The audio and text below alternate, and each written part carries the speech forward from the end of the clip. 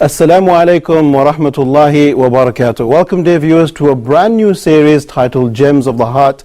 And I'm your host for this program, Junaid Dar.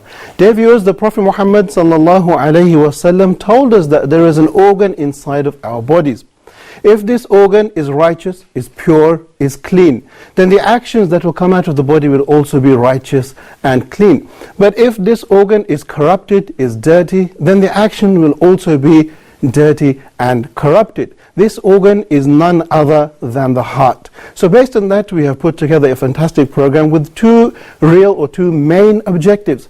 First and foremost, we were trying our very best to purify our souls, to purify our hearts, so that we get closer to Allah subhanahu wa ta'ala. And secondly, dear viewers, as you are fully aware, Ramadan is just around the corner.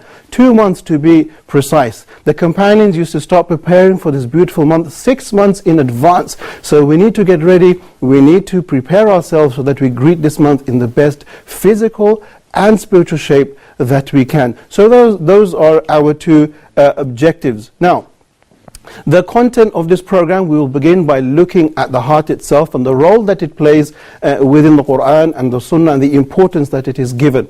Not just that, but we'll move over and look at some of the problems or the diseases of the heart which many of us are affected by. Then we'll move on and look at some of the cures. How can we clean our hearts? How can we purify our souls so that we can get rid of these diseases and be clean and pure in the manner that Allah subhanahu wa ta'ala wants us to be? And we'll also have a look at some of the issues that soften our hearts and how we can connect closer to Allah subhanahu wa ta'ala. Dear viewers, on that note as well, I'd like to remind you that this is a live program, so the phone lines are open. You can call us on any of those two numbers you see running across your screens. If you're calling outside of Egypt, then don't forget to use the code, which is 002. So do call us, give us your questions, your comments, your queries, and inshallah ta'ala we'll present them to the Sheikh in the studio. Not just that, but viewers, I want you to take something on board. This series is a very special series. What do I mean? It's not just an academic study of the heart, but it's a practical, real program where we want the issues that are discussed here to be put into practice so that we do what?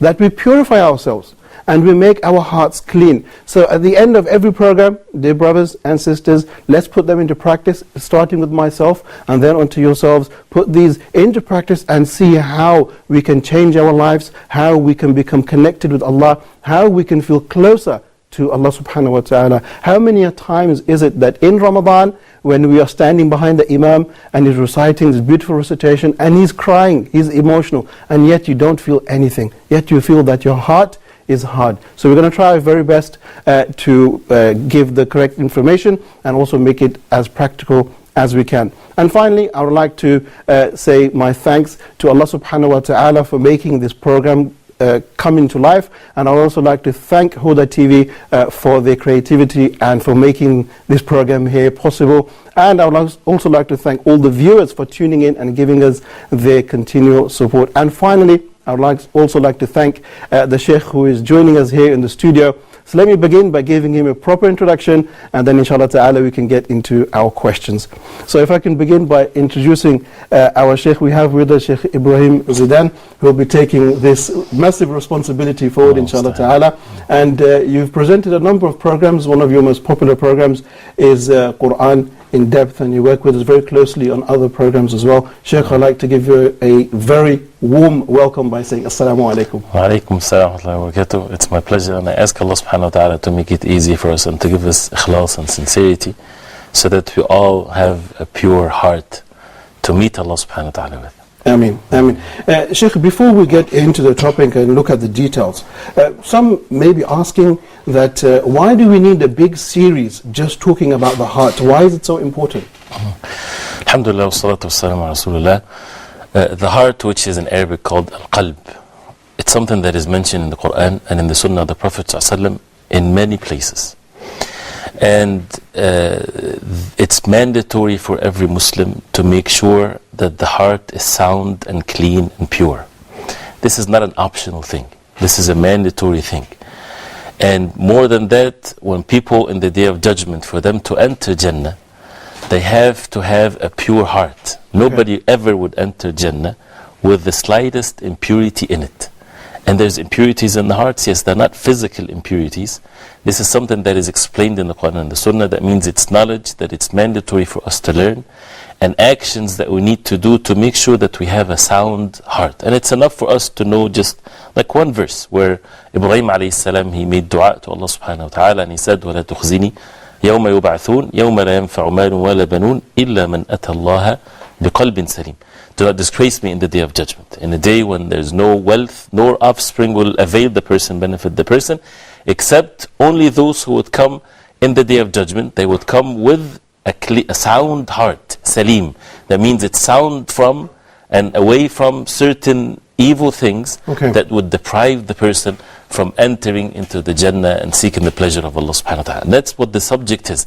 How can we have this qalb salim, the sound heart? How can we do this in the midst of all of the things that leads us to even corrupt our hearts? Okay, excellent.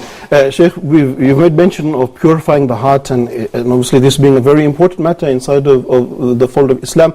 But this process that we are going to talk about, is it something that once you've reached it, you're done? Or is it a continuous process which we will be doing until we die? No, it's a continuous process, because when we say purification of the heart, that means it keeps on coming impurities into it. And I would give a clear example, physical example. Okay. If you have your house or your apartment, and you live in a clean area, do you have to clean the apartment all the time, or you can just leave it because there's no dust outside, there's no dirt, and you close the door, you close the windows? Why do you keep on cleaning it? Closer than that, our own bodies. SubhanAllah. Why do we have to clean ourselves physically? If we don't get exposed to filth and impurities, we still have to clean ourselves. If we don't clean ourselves, we can't sit with one another, if we don't do that in a few days. Yeah. So Allah subhanahu wa ta'ala created life this way. There is no self-cleaning system that sustains our life. So the same thing for the heart, for us to see that when we leave our hearts, and since the heart is inside of our bodies, many people, they don't pay attention to this. Okay. So the heart can be full of filth, and the person is not aware of it. And that's why actions has to be done to constantly clean it. And again, because the person will not enter Jannah unless the person has a clean and pure heart. Sheikh, you drew a very beautiful picture there of a house and how we constantly are cleaning the house. But if I can expand on that picture, some of the ways in which the dirt enters into the house is either through the windows or through the doors. So can we say that as Muslims, our eyes, our ears, our mouths, these are some of the ways in which these diseases or dirt can enter into our heart? Definitely, this is beautifully said. This is Ibn al-Qayyim rahimahullah. He gave a parable like this exactly. And he gave the parable of the heart like a house. And the shaitan, he's standing outside. If you're securing the house, he's outside. The goal of the shaitan is not to let the person do one bad deed here or there. He wants to enter the house. Okay. He wants to enter in your heart. And once the shaitan is inside the heart, he's in charge. He's in control. He will beautify the evil. He would make the person see what is evil a beautiful thing. Right. And he would see the beautiful things, the good things, evil things, because he's now inside of one's heart. So how can we make sure that we block the shaitan away, and the shaitan would never give up whatsoever? He is waiting for the chance to enter the heart. And there are certain things if a person do, he's basically opening the gates of his heart, like opening the gates of the house to whatever evil can come in, and of course the shaitan. So our duty in this life is to keep the shaitan away. Okay. If we relax and he's our enemy, it's not going to happen this way.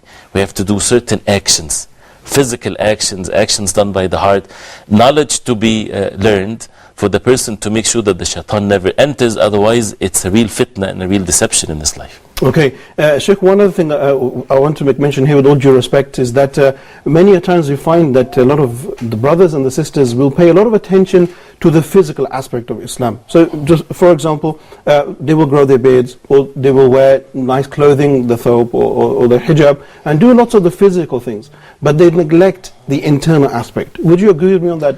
Definitely, and it's important to get the balanced idea and the proper knowledge in this. In Islam we have outside appearance actions and inward actions, and both are part of the deen, and they work together very closely. There's no really separation between both. Meaning the basis of all of the actions is present in the heart, and once the heart is sound and pure, as the Prophet ﷺ said, then everything else will be sound and pure. the outside appearance and the actions, because Allah subhanahu wa ta'ala ordered us to do certain things with our hearts, with our tongues, with our physical actions. Okay. So if the heart is sound and pure, everything is sound and pure. But if the heart is not sound and pure, then that would reflect on the physical appearance. Okay. So if a person commits a sin with the outside appearance, we can clearly, easily say that there's a corruption in the heart. SubhanAllah. So this misconception that many people would say, my heart is good, my heart is pure. When a person would say that in the context of committing a sin, no, your heart is corrupted. My dear brother, if you are committing a sin, this is a sign of a corruption in the heart. But if a person is showing the outside appearance perfect actions, Allah knows best. Maybe the person is doing that to show off. Okay. He might have a disease of arrogance and showing off and so on in the heart, but that doesn't show. And that's why they both work together. And we should definitely do the outside appearance actions, but without watching what's in our hearts, this can lead to our own even destruction. Okay. So the balance has to be there. And also, Sheikh, is it fair to say that if there is a person who has lots of contradictions with his heart and with his physical self, that this is possibly leading him to the road of nifaq, hypocrisy? Definitely, that's what nifaq is all about. And nifaq is when a person has something in his heart that is different than his outside appearance. And Allah subhanahu wa ta'ala, of course, as we know, mentioned them in the Quran, and mentioned the aspect of the heart with regards to the munafiqeen, that فَأَعْقَبَهُمْ نِفَاقًا فِي قُلُوبِهِمْ إِلَى يَوْمِ يَلْقَوْنَهُ. That Allah subhanahu wa ta'ala put nifaq in their hearts till the day of judgment. Why? Because they broke the promise of Allah subhanahu wa ta'ala. They did something physically against the orders of Allah, and as a result of that, Allah subhanahu wa ta'ala punished them with regards to their hearts. They have disbelief in their hearts, and outside the appearance, they go to the masjid, they pray with the people. So this contradiction, we need to do the sidq and the truthfulness, that all of our affairs are on the same pace, if we can say that, the heart and the tongue and the actions. But we have to start first from the heart. That's the asl. Okay. This is the base, and this is the mandatory knowledge that everybody has to know to build on this, our speech and our actions. Excellent. Sheikh, is that one of the reasons why the Prophet ﷺ would make dua that one's actions, outward actions, would be as good as his inward actions, or vice versa? The actions, yes, and the Prophet ﷺ, he said that with regards to the heart, and that Allah subhanahu wa ta'ala does not look at your outside appearance, but He looks into your hearts and your actions. And when the actions, and with regards to the heart, إِنَّ فِي الْجَسَدِ مُضْغَةً, there is in the body a mudgha, a chewing thing, which is the heart. إِذَا صَلَحَتْ صَلَحَ الْجَسَدُ كُلُّ. Okay. If it's sound, then the rest of the body will be sound. And if it's corrupted, then the rest of the body will be corrupted. And that's why the ulama give the example of the king and the deputies and the army and so on. Right. The king is the heart. The heart is the king of the body. He gives orders. And that's why when the eyes see what's haram, when the hands do what is haram, we have to make sure that we know that it's not the hand, it's not the eyes. There's an order has been sent from the king, from the heart. And when the heart is corrupted, he would send these organs to do corrupted things. So if the heart is sound and good, it would send the eyes and the hands and so on to do what is good. So that's why paying attention to what's inside, especially for those who are sincere. They know that they have sins. They want to repent to Allah subhanahu wa ta'ala, and they think it's just the physical aspect of it. Okay. No, there is a disease inside, rooted in the heart. With knowledge, it get exposed, and we get to know how to cure it, so that we become steadfast on the deen of Allah. Okay, thank you very much. Sheikh, just on this note, I would like to turn to the viewers here and make mention of our phone lines. You can see our numbers running across the screen. The phone will be open after our break, which will be coming up very shortly. So please do get close to your phones and ask any question that you like, or even if you have a comment you want to put forward to ourselves here live in the studio, please do get involved and pick up your phone and do so. But that'll be after the break. Okay, Sheikh, let's have a look at another prophetic narration, where the Prophet ﷺ told us that Allah subhanahu wa ta'ala, He doesn't look at your outward selves, or He doesn't look at your wealth. Rather, He looks into your hearts. What is the teachings here? The teaching, as you said, إِنَّ اللَّهَ لَا يَنْظُرُ إِلَى صُوَرِكُمْ وَلَا إِلَى أَجْسَامِكُمْ. Allah subhanahu wa ta'ala does not look at your stature, your posture, your bodies, but rather He looks into قُلُوبِكُمْ وَأَعْمَالِكُمْ, into your hearts and your actions. That means, as the ulama, they say, it clearly says that al-qalb, or the heart, is the place where Allah subhanahu wa ta'ala looks at. And Allah subhanahu wa ta'ala is the all-seer. We as human beings I cannot see what's in your heart, you can't see what's in my heart. Allah subhanahu wa ta'ala sees what's in our hearts. And we can deceive people, whatever we like to deceive them, they will be deceived. I can smile, I can see all beautiful things, but only Allah subhanahu wa ta'ala knows what's in my heart. Okay. And that's why the real successful person is the one that is watchful of Allah subhanahu wa ta'ala. When he do actions, when we make our salah, when we give charity, when we stay away from sins, what Allah subhanahu wa ta'ala is seeing from in our hearts now. Are we sincere? Are we doing that for the sake of Allah subhanahu wa ta'ala alone? And we need to test ourselves. And we need to continuously do the good deeds. And we need to have the knowledge of how to do it with sincerity, with following the way of the Prophet ﷺ. Because at the end, a person can come on the Day of Judgment with mountains of good deeds. Okay. And it become wasted. Why? Because there was not attention given to the heart. That what's the sincerity in these actions? Is it according to the way of the Prophet ﷺ? Is it with truthfulness and so on? Okay. Okay, excellent. Sheikh, this brings me to my next question, and that looks at the process itself of purifying the heart. Is there a standard that everybody must reach to, or are we all different? So if I purify myself, I will get to a certain point. If you do it, you will get to a different point. Is that fair, or is there a fixed standard for everybody? There is a mandatory aspect of it that is mandatory for everybody. People excel in these aspects according to their guidance from Allah subhanahu wa ta'ala, as everything else in this life. But there's a mandatory and there's a standard, which is the way of the Prophet alayhi salatu wasalam. We know that the purest heart ever is the heart of the Prophet sallallahu alayhi wasallam. And Allah subhanahu wa ta'ala ordered us to follow the way of the Prophet alayhi salatu wasalam. So we need to follow the way of the Prophet sallallahu alayhi wasallam, how he purified his heart. Okay. Prophet sallallahu alayhi wasallam, as we all know, in Mecca for 13 years, there was not too many orders, physical actions for people to do. It was all the process of purification of the heart, so that once the orders comes, this is halal, this is haram, there was total submission to the orders of Allah without setting opinions and likings and so on. And Aisha radiallahu anha, she said something the like of this, that in Mecca people, if they were ordered to do this and not to do that, they won't do it. But when the verses of the Quran were revealed, talking about the Jannah and hellfire, and these are the means to purify the heart, then the hearts returned to Allah subhanahu wa ta'ala. And when the orders of Allah subhanahu wa ta'ala came, they were ready for it. Okay. So this is what we see when we talk about religion, day and night. And then we don't see change in our lives. It's not because we're physically not able to. We can do this and say salah. We can get money out of our pockets. It's something physically not challenging whatsoever. We can walk to the masjid. Women can wear their hijab. It's not physically challenging. But what's the problem? The problem is in the heart. Something can be like a huge stone or a mountain in the heart, and a person is not able to do these simple physical actions. And that's what we need to again pay attention to this. We need to be patient with our hearts. And Sheikh, based upon that, we know the verse of the Quran where Allah says that the prayer, it restricts a person from committing fawahish or committing bad actions.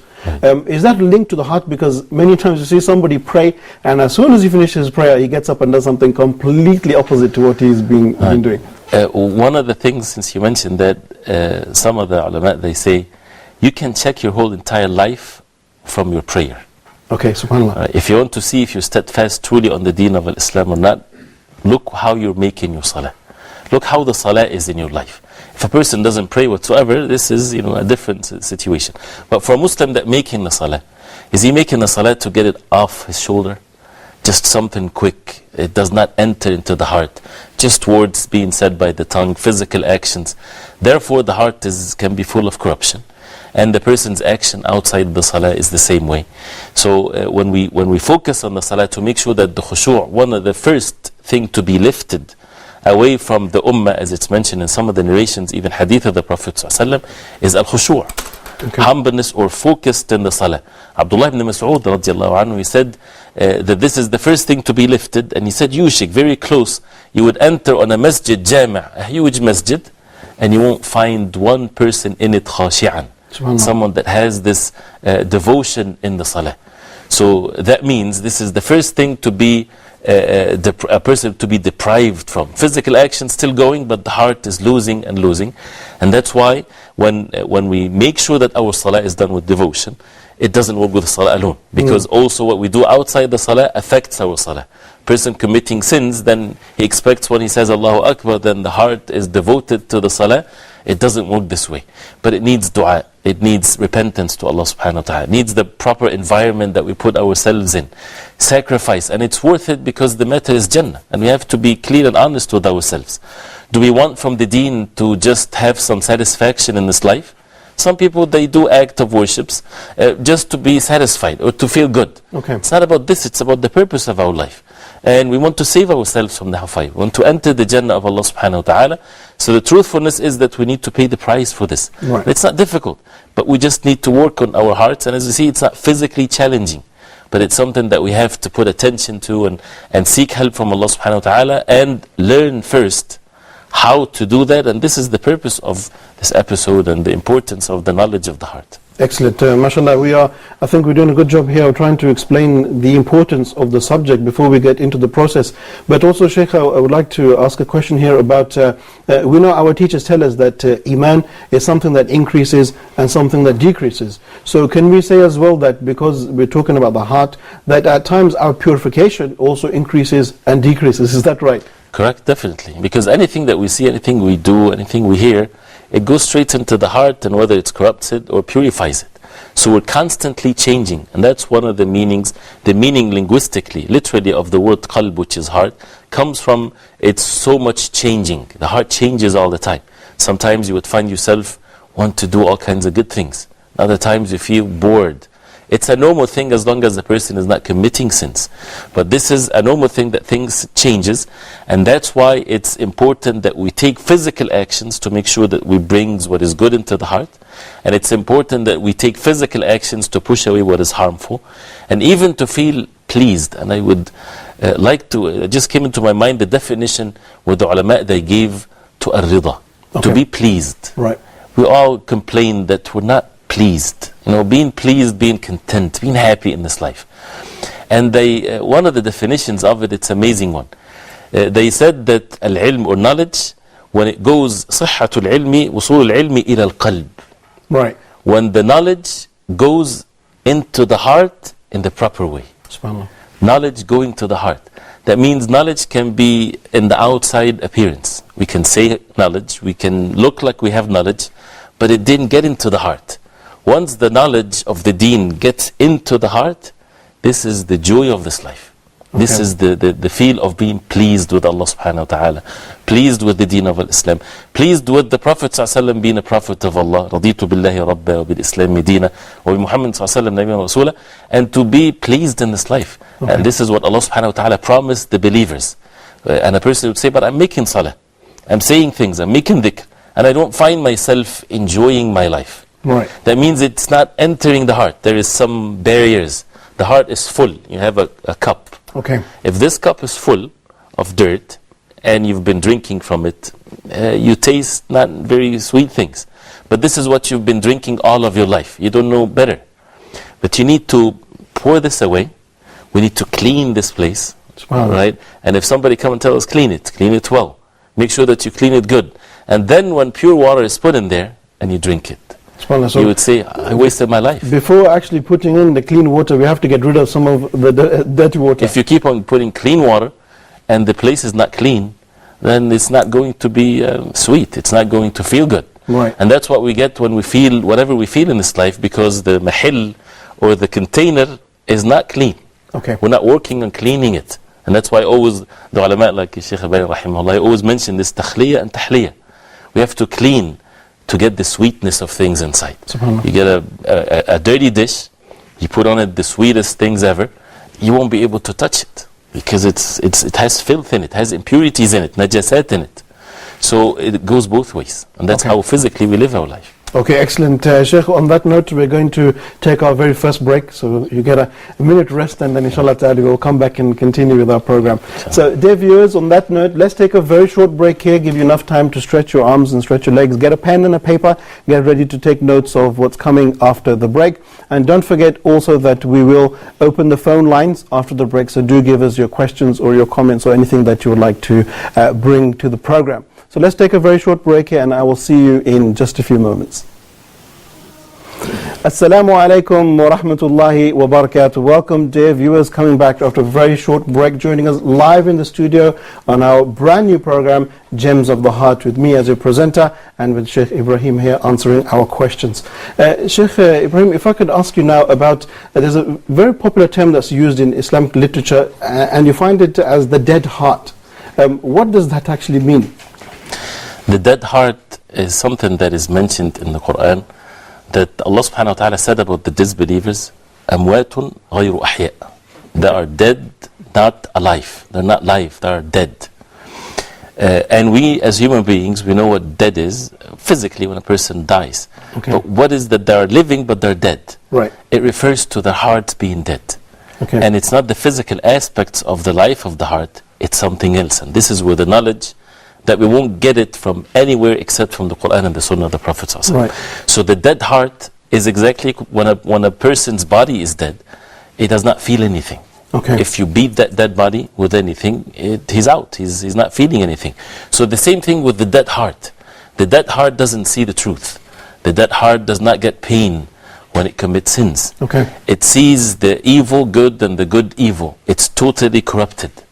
And this is where there's signs actually to the dead heart. And that's why the opposite of the dead heart, or the life and the good heart and the sound heart, it has tawheed, the oneness of Allah subhanahu wa ta'ala. It has the ittiba', following the Prophet sallallahu alaihi wasallam. It follows the orders of Allah subhanahu wa ta'ala. It stays away from following the desires and so on. On the opposite side, you would find the shirk. Okay. You know, this is the sign of a dead heart. Bid'ah, innovation matters of the deen. The shahwa, the desires and the lusts and being followed. A person just follows his desires constantly. The desire versus the truth. Okay. A person would choose to do the evil thing and he hate the truth. All kinds of things as a result of the heart being dead. And there's so many aspects of it, and one of which is that Allah subhanahu wa ta'ala is the one that gives life to the dead. Okay. And the same thing when it comes to the dead heart. Who would give life to this dead heart? When a person is dead, he cannot do anything to himself. Okay. He needs the help from Allah subhanahu wa ta'ala. And that's why when a person seeks help from Allah subhanahu wa ta'ala, Allah subhanahu wa ta'ala can give this life to him. And the life is, like the water to the dead land comes from, Allah subhanahu wa ta'ala. So this water is basically the Quran, the wahy. Okay. And this is not my words. Actually, Allah subhanahu wa ta'ala mentioned that in the Quran. Gave an example. أنزل من السماء ماء فسالت أودية بقدرها فاحتمل السيل زبدا ربيا. The verse in the Quran talks about the water comes down and it floods the valleys and it pushes away the dirt as a result of the flood. فأما الزبد فيذهب جفاء وأما ما ينفع الناس فيمكث في الأرض. The zabad, the foam and the dirt goes away, and what benefits the people stays on the earth, which is from the water. This example, as the ulama, they say in the tafsir, which is mentioned in the Quran, it's about the Quran and the hearts.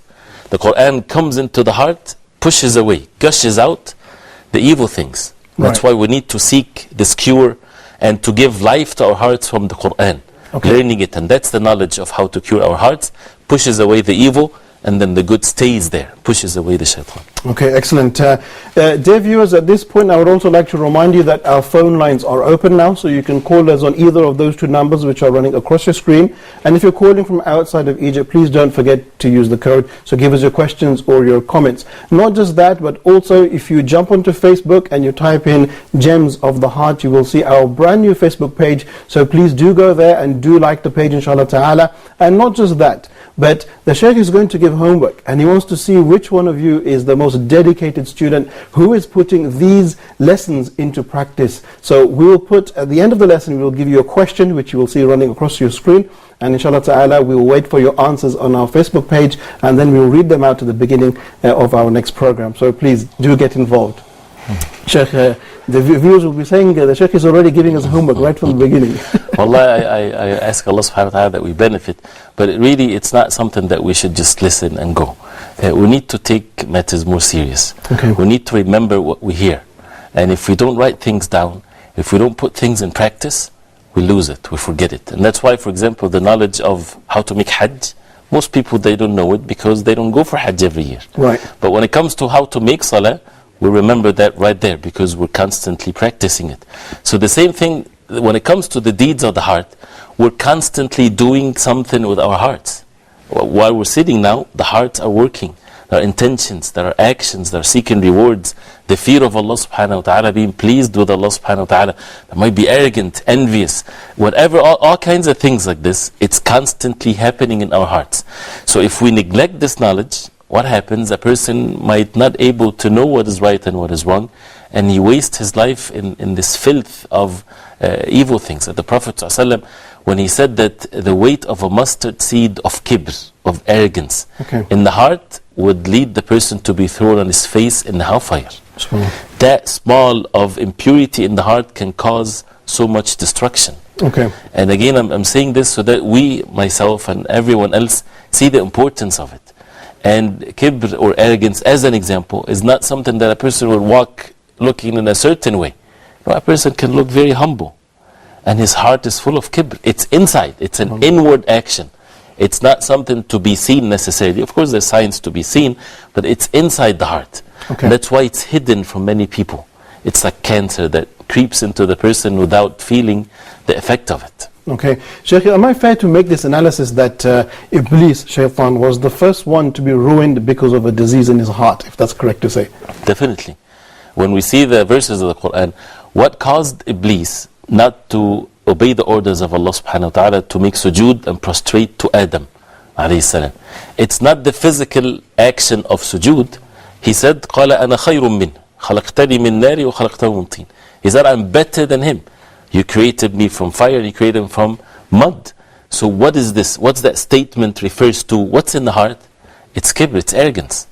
And that's why the ulama, even when they talk about the different types of kufr, there is kufr al-jahl, kufr al-juhud, kufr al-takdhib, and there is the kufr of al-kibr. The one type of disbelief is the disbelief because of arrogance. And the leader of all of this is shaitan. Shaitan, his kufr is because of his arrogance, that he arrogantly refused. And this is something that is present in the heart, of course, that shows in physical actions. And that's why when we make sujood to Allah subhanahu wa ta'ala, this is a great favor from Allah subhanahu wa ta'ala on us, because it makes us work on ourselves to humble ourselves and not to have this kibr inside of our hearts. SubhanAllah, so that's how dangerous the matter can be, that to the extremes where you can even be in the footsteps of Shaitan or Iblis. Right, and the same thing with being attached so much to the worldly gain. Abdullah ibn Abbas radiallahu anhuma, he said, but it's important to understand it in the proper way. He said, al-qalb, this heart, if it's immersed, drowned in the mubah, in the permissible acts, not in the haram, but immersed in it, right? Azlam, the heart becomes dark, SubhanAllah, not able to see the light. So even the permissible things, meaning sleeping too much, eating too much, talking too much, right? These things, although it's permissible, as long as a person fulfills the different rights of one's life, but when life becomes this, what happens to the heart? The heart becomes hard, becomes weaker. And then the shaitan gets in, and then it goes to another level, to a lower level in which the person then would indulge into haram. And this is how shaitan takes the person step after another. And if we're not working on ourselves, then things get worse, and that's why we have to always purify ourselves and elevate ourselves. Excellent. Sheikh, once the Prophet ﷺ was approached and he was asked about the concept of taqwa, asked about the concept of iman, and he pointed to his chest and he said, ha huna, it is here, it is here. What does that mean? Now, the Prophet ﷺ, when he was asked, and he said, at-taqwa ha huna, the taqwa is here. What does it mean? It means that the taqwa, which means the fear of Allah, means the purification of one's sins, means the modesty and to be obedient to Allah, starts from the heart and it ends in the heart, and the physical actions and the speech is a result of what's present in the heart.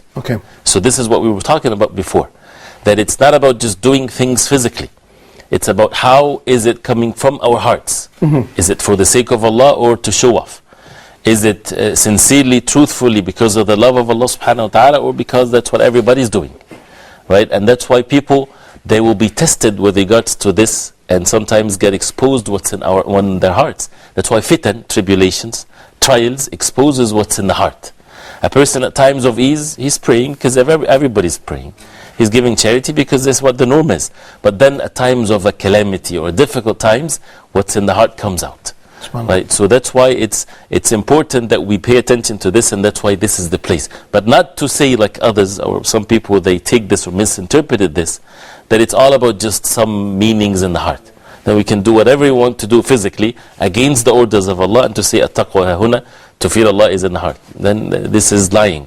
Right? Because the physical appearance has to be the same way as what's in the heart. You find that in many cultures, Sheikh, when you ask somebody to pray or you ask somebody to do some good, he will say, no, but my heart is clean. It's and I have a clear example to this. Say, for example, two people, a husband and a wife. May Allah subhanahu wa ta'ala bring all kinds of good relationship. Ameen. So one of them slaps the other so hard.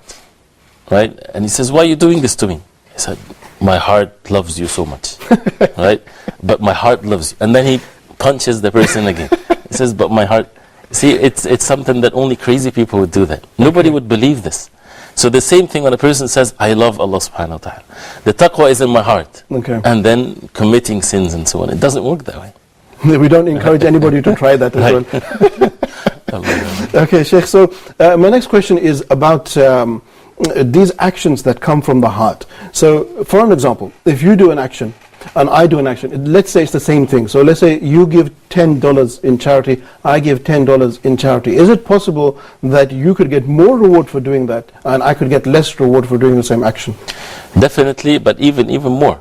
A person two people do the same thing, one get rewarded and one get punished for it. Right? Because if a person is doing it for the sake of other than Allah, he get punished for this action. And a person, if he's doing it for the sake of Allah, he gets rewards. But doing it for the sake of Allah can be also in levels. Okay. How pure is the sincerity? And this is where the levels of the good deeds can be one more than the other.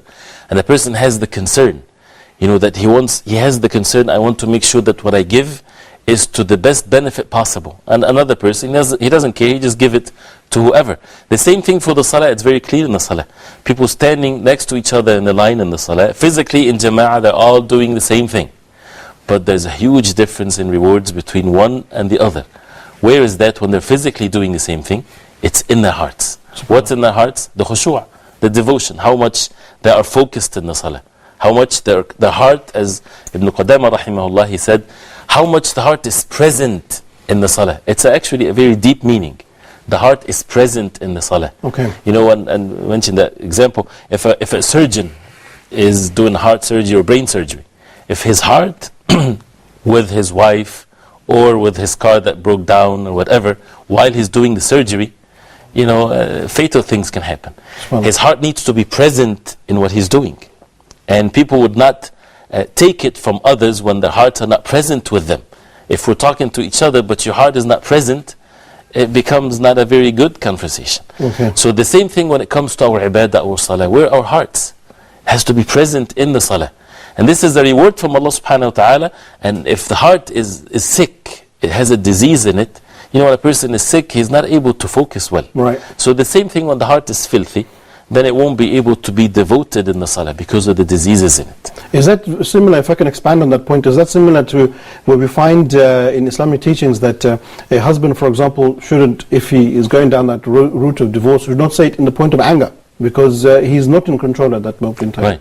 Because he's not controlled, he's just doing things as a result of anger, emotions, whatever. That's why we have to go back to our senses and do actions based on this. So the same thing with matters of worship. A person should make sure that the heart is focused, and that happens by purifying it and doing the good deeds.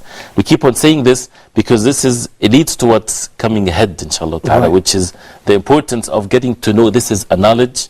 And I want to stress that so much, that this is a mandatory knowledge for every Muslim to learn.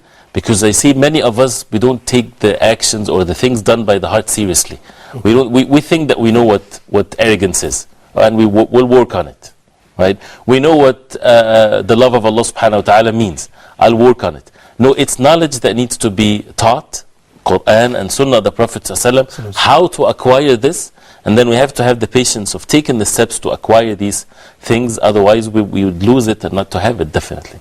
Okay, Sheikh, we don't have too much time left, so I want to just very briefly look at some of the main points of this topic. And inshallah, these points, I want to look at them in more detail in upcoming episodes, maybe each episode in each point, but just very briefly, so I can understand and the viewers can understand the concept. what role does dhikr, remembering Allah, play with the heart? The dhikr, which is a separate episode by itself, it's the remembrance of Allah subhanahu wa ta'ala. There's two places to it, the heart and the tongue. Right? And we're supposed to make dhikr in both, with both the heart and the tongue. And when the heart is busy and the tongue is keep doing it, this is fine, but it's not the most perfect way. But keep on doing dhikr with the tongue, it washes away what's in the heart. And that's why the more dhikr the person do, the more it purifies the heart. Okay. But we need to make sure that it comes from both the heart and the tongue. Excellent. Sheikh, I'm going to go faster so we can get the points covered. What about the role of the Quran, very briefly? How does that play with the heart? The Quran is the life of the heart. This is the water to the dead land. This is the real life. And that's why reading the Quran, memorizing the Quran, reciting the Quran, it pushes away these evil things from our hearts. And that's why one of the things that needs to be done every day. We cannot live without opening the Quran and learning from it and benefiting from it. Excellent. And Sheikh, very briefly again, what is the role of a pure heart in connection to good manners? Good manners is not a rewardable act that what everybody do, because a disbeliever can have good manners. Good manners in Islam is something done for the sake of Allah. And the good manners mean that a person, if he's tested by people with bad manners, how would that be the reaction of a person with a good heart? He would focus to seek help and rewards from Allah subhanahu wa ta'ala alone. Okay. The heart that has the love of Allah subhanahu wa ta'ala would forgive. Not for the sake of the others forgiving him, but for the sake of Allah subhanahu wa ta'ala alone. Okay, Sheikh, I want to look at the flip side now and look at some of the diseases of the heart, but very quickly, we only have a minute. One of the things that corrupts the heart is jealousy. Is that correct? That's correct, if it's done in the wrong way. Although jealousy can have a good side to it, because this is one of the attributes of Allah subhanahu wa ta'ala in a good way. So jealousy with bad expectations, without evidences, without truth to it, that definitely destroys the heart. It comes with bad expectations and so on. Okay, and Sheikh, when you look at the books of purifying of the heart, you find this word called ishq, meaning being in deep devotional love. What does it truly mean? It's when the person, his life is just about immersed into the love of another person in the wrong way. And if it's in the fold of marriage, it doesn't lead to this. But usually it's a sinful one. Okay. When people from different gender, they would love each other outside the fold of marriage, and they get so much intoxicated with this. It makes a person intoxicated. He's not able to see what is right and what is wrong, and it leads to sin and so on. And the hearts become so much attached that it doesn't have any space for the love of Allah subhanahu wa ta'ala. So that's why it needs to be done in the healthy way, in the permissible way, according to what Allah subhanahu wa ta'ala wants, which the cure to it, because it's a disease, to get married. Okay, Sheikh, we have a phone call coming all the way from Kenya, so let's take this phone call and then we'll come back to our discussion. We have Sister Fatima calling from Kenya. Assalamu alaikum. Assalamu alaikum, sister. Unfortunately, it seems like it was disconnected. But dear Sister Fatima, if you're still there, get back onto your phones, inshallah ta'ala, and redial the number. We are here in the studio, and we would love to take your call or your comment. Thank you very much. So, Sheikh, mashallah, people are getting involved, or trying to get involved. We are coming to the end of the program, Sheikh, and it's time for people to get the homework. Would you agree? Sure. Shall I tell them, or do you want to tell them? No, you go ahead, inshallah. Okay, tayyib. Dear viewers, we've come to the end of our program here. What a, mashallah, fantastic program, Gems of the Heart. We had a quick overview of what is going to be discussed. Everything we discussed today is a series in and of itself. And we will look at all the things to do with the heart, what are the diseases, how we can purify them, step by step, in detail. So please do take notes of that. Now, the homework. You must go to our Facebook page and put your answers on Gems of the Heart there. The homework is, the question is, how many different types of hearts are there? That's correct, Sheikh, right? Okay. What are the different types of hearts and how many are there? So you've got two questions there in one. And you can put your answer in our Facebook page, inshallah ta'ala. I will personally monitor who is answering, and I'll feed back to the Sheikh about those particular answers. So dear viewers, we've come to the end of our very first segment. I would like to thank the Sheikh for coming to the studio, Sheikh, and inshallah ta'ala we will be here on the same time next week, inshallah. Thank you very much.